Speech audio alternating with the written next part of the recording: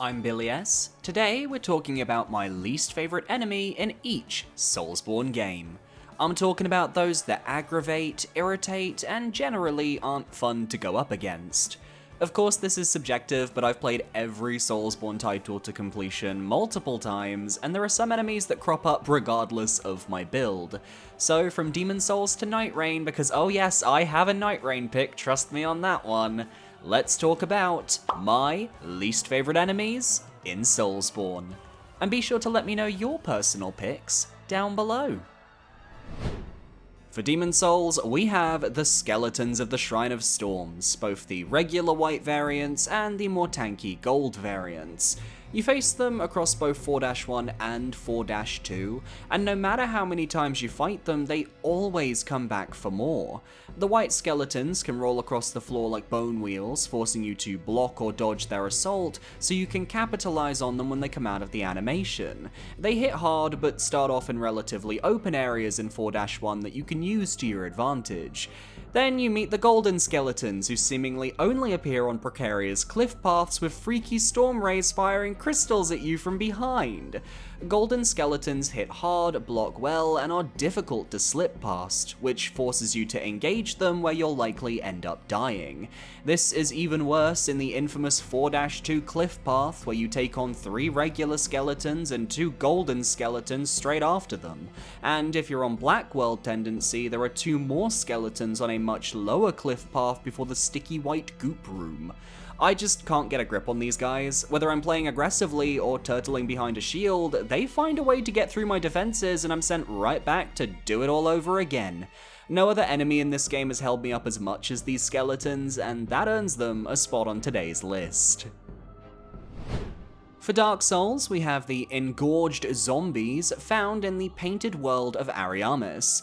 I did a video on this topic for Dark Souls last year, and I still stand by this number one. The engorged zombies here are evil. To start with, they're surprisingly deadly at range because they have pyromancy skills. The torches they carry allow them to shoot fireballs at the player, which you need to dodge, lest you take some heavy fire damage. Get in close and they can even swing the torch at you as well. But the real danger comes from their poison. They have 2 ways to poison the player, either through a toxin spew attack, which creates a poison cloud, or by dying. Yep, if you kill these enemies at melee range, you will be hit with a blast of poison that immediately inflicts you with the toxic status effect, which can only be cured with the blooming purple moss clump item. This is the big brother of poison, which rapidly depletes your health and lasts quite a while. So why not heal it, you think to yourself? With what? Blooming purple moss clumps are rare, and the only base game NPC that sells them is the undead female merchant, who you can't reach because you're trapped in the painted world of Ariamis after you enter. That is incredibly fucked up and kind of a mess in terms of game design.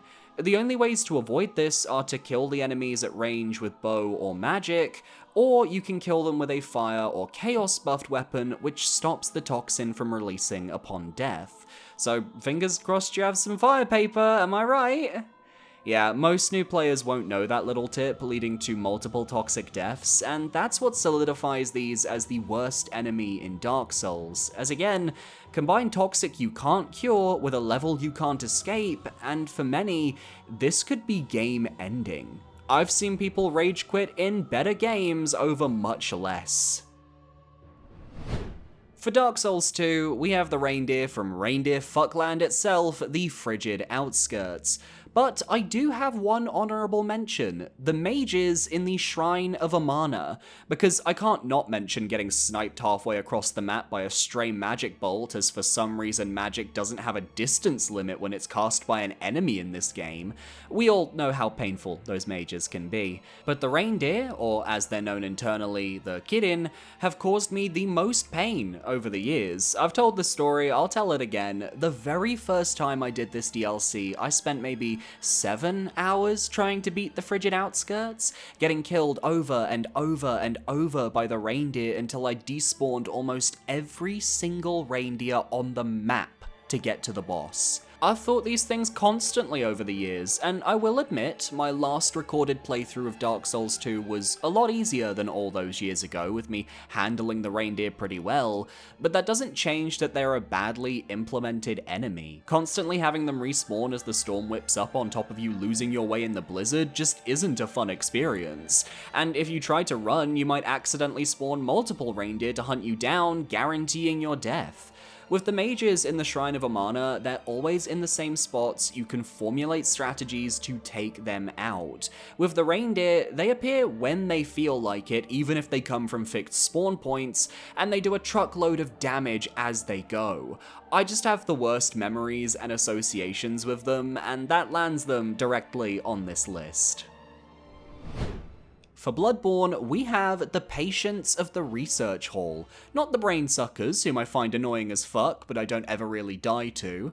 Not the winter lanterns, as I found that just being aggressive has helped a lot in fighting them. And not the sharks from the fishing hamlet, because you only fight a handful of them and they're practically iconic in their difficulty.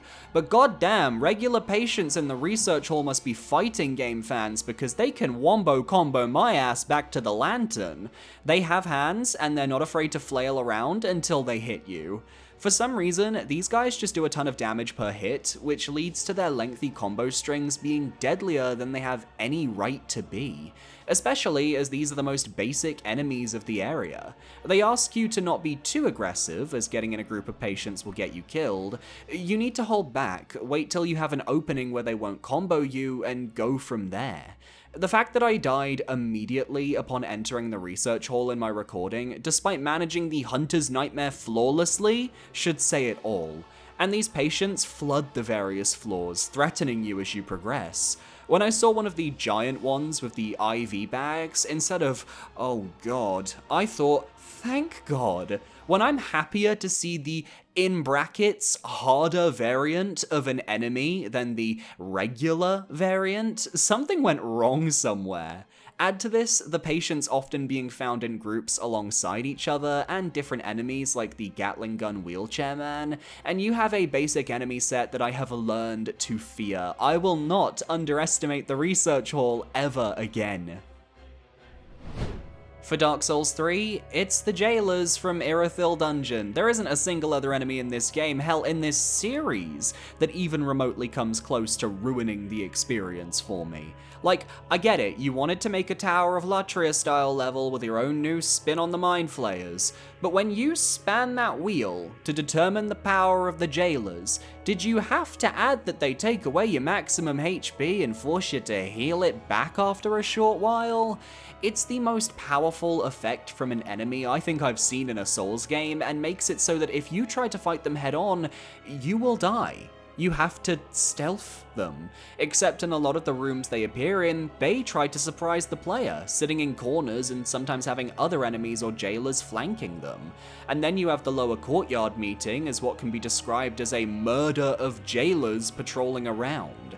I still can't believe they expect you to kill every jailer in this room if you want to chat with Carla. That is insane to me. I will always run through this room, ignoring everything in my path to reach the profaned capital, and I will feel no shame in doing so. If you're going to do something cheesy and gimmicky like taking away my health, I'm going to do something cheesy and gimmicky like skipping you and ignoring the fight altogether. Every other enemy in Dark Souls 3 at least makes me want to fight them at one point or another. There is no situation where I want to deal with or be near any of these jailers, and it's why I'm afraid of the concept of an enemy randomizer for Dark Souls 3. Imagine those jailers in all parts of the game. Oh no thanks. For Sekiro, I'm going off the beaten path here and not picking a specific enemy type. Instead, I'm going with a group of enemies, being the troops that back the Shinobi Hunter of Mycen boss fight. I recently had the pleasure of watching my partner play Sekiro for the first time, and it was eye-opening to see someone who had never played this style of game before and what they struggled with. And it was often the fights where the bosses were flanked by regular enemies that did my partner in, and I agree with the sentiment. I've said it a billion times, Sekiro in 1v1 scenarios is fantastic, as you focus on a singular moveset and learn that dance. Sekiro in 1v69s is is much less exciting, as your character doesn't have a ton of options for dealing with crowd control situations. And combine a crowd of tough regular enemies who constantly spot you when you're trying to stealth, alongside a mini-boss who is genuinely designed to kill your kind, you're gonna have a tough time. I would rather fight the Shinobi Hunter alone so I have a comfortable way to learn the Mikiri counter. Instead, you have to constantly kill the various soldiers around the arena, because if they aggro on you as well, you'll have too many people trying to kill you at one time, and it's too early in the game to handle them all. It's overwhelming and takes a lot of time, and doesn't always feel like you have the ability to clear out the arena in a comfortable manner. The game wants you to stealth these guys down, but doesn't give you the best playground in which to do so. So you know what? Shout out to all the mini-bosses that suffer from this. Juzo the Drunkard, you're another example in the very same level. It worked with the generals in the Ashina outskirts because the areas you fight them in were actually designed for stealth. But not these chuckle fucks, especially the guys in the back. For Elden Ring, we have the Revenants, which are not only my least favourite regular enemy in the game, but also what I'd consider to be the toughest for new players. Now, I'm going to get this out of the way because I can hear the comments being typed. Yes, you can use healing spells to do a ton of damage to Revenants. They are weak to healing. Will any new players know this without looking it up, or finding that one memo that can be sold by a single merchant that teaches that fact? Absolutely fucking not! If you say you knew this in your first playthrough without finding it out through YouTube or being online, etc., I don't believe you. A majority of players I've seen in Elden Ring didn't know to do this on a first run. Instead, we suffered through an enemy who can warp across the battlefield at any given moment, who can also shoot globs of poison to minimize your movement. We have an enemy who has one of the most brutal combos in the entire game, with an aggressive flailing of scrabbling hands that you need to sidestep lest you get absolutely pummeled, and they keep getting tougher every time we meet them. You ever been jump scared by the one in the subterranean shunning grounds? I have. You ever dropped into the courtyard with the pair of them in the Halig tree? I have. Never again, thank you. They even have a Tibia Mariner that can summon one in the DLC, which is insanely funny to me. There were so many potential summoning options and they picked the worst one. I don't know anyone who actually enjoys fighting the Revenants, and it's a shame because I love the creepiness of their design, and with some tweaks, they could be a lot more fun than they actually are. But you are not Stockholm Syndroming me. I will never unironically like these guys. Last up, for Elden Ring Nightreign, we have the trolls that spawn in the central fortress. These behemoths will spot you from a mile away as you go about your run, and then proceed to throw pot after pot of magical flames to absolutely ruin your day.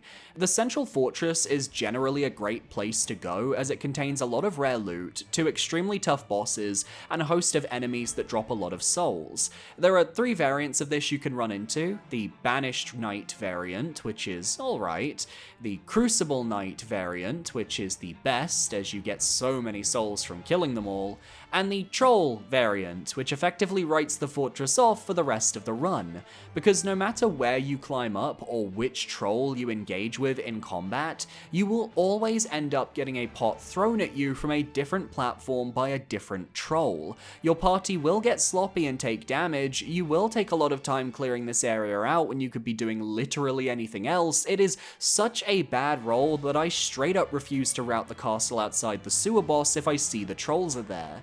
They are disruptive and dissuade you from one of the best locations in the game to farm those levels. And for Nightreign, that is easily enough to land them as the worst enemies in the game.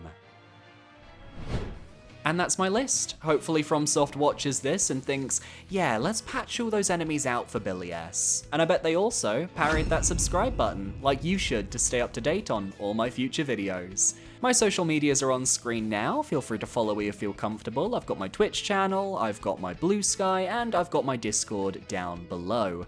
A massive shout out to my YouTube channel members for supporting me for another month, by the way. You guys are amazing, thank you so much. It's $4.99, you get shout outs, and you get access to my Dark Souls 3 Soul Level 1 Let's Play, which is very cool. So thanks for watching, I'll see you next time, adios.